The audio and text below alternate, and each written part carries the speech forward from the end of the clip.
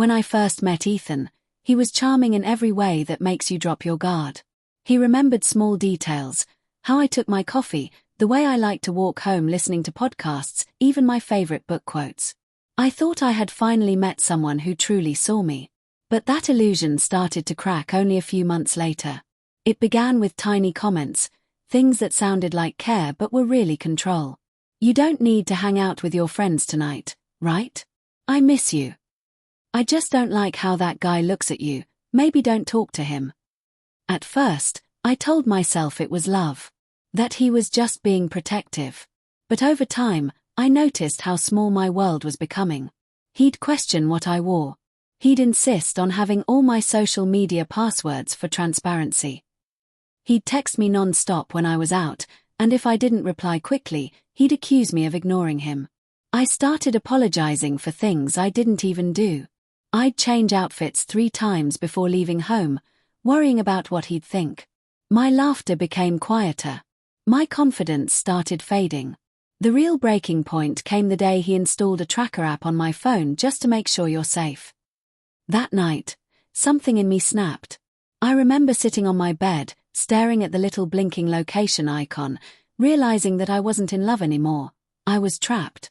That was the first night I admitted to myself, Ethan wasn't protecting me. He was controlling me. And something inside me whispered, "You need to take your power back."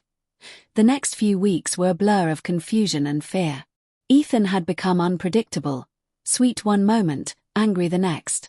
He'd show up at my workplace unannounced, claiming he missed me, but his eyes always darted around like he was checking who I was talking to.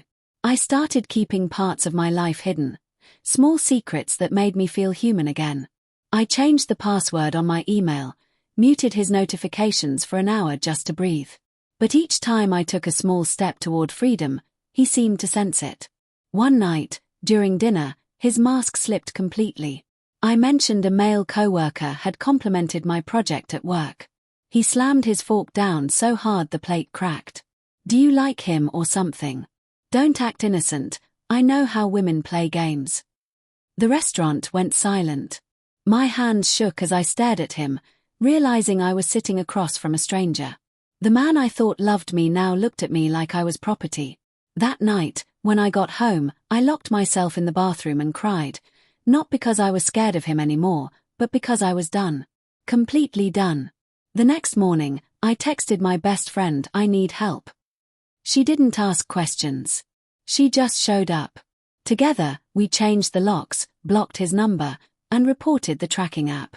Of course, he tried to contact me. Dozens of messages, apologies, love bombs, promises of change. Then came the threats. Then silence. And in that silence, for the first time in months, I could hear myself again. It wasn't easy. I felt broken, guilty, and afraid. But somewhere deep down, I knew this was my chance to rebuild from the ground up. I started therapy. I reconnected with friends. I went on long walks without checking my phone. Every step felt like reclaiming a piece of myself that he had stolen. I wasn't fully healed yet, but I was finally free. Healing didn't come overnight. For weeks, I woke up expecting his name to flash on my screen. The fear was still wired into me. Every sound outside my apartment made my heart race. But with time, that fear turned into fuel. I promised myself I would never let anyone make me feel small again. Therapy became my lifeline. My therapist told me something I'll never forget. Betrayal steals your sense of reality. Recovery is about learning to trust yourself again. Those words changed everything. I stopped asking, "Why did he do this?" and started asking, "Why did I stay?" Not to blame myself, but to understand the version of me that accepted his control. Slowly, I began to meet myself with compassion instead of shame. I started journaling every night, writing down every memory, every red flag I ignored, every lie I believed. The pages filled with tears and anger, but also with strength. I could see my own growth in my handwriting. Then came the turning point. One afternoon, while walking in the park, I saw a couple arguing, the same fear in her eyes that I once had. My chest tightened, but then I realized something powerful. I wasn't that girl anymore. I wasn't trapped. I wasn't begging for love. I was finally in control of my story. That night, I launched a small online blog about toxic relationships and emotional healing. To my surprise, dozens of women messaged me saying my words mirrored their pain. That's when I knew my story wasn't a tragedy anymore. It was a survival guide. I built my life from scratch. New friends. New dreams. A new sense of peace that no one could take away. So, to anyone who feels stuck in a relationship like I was, this is your sign.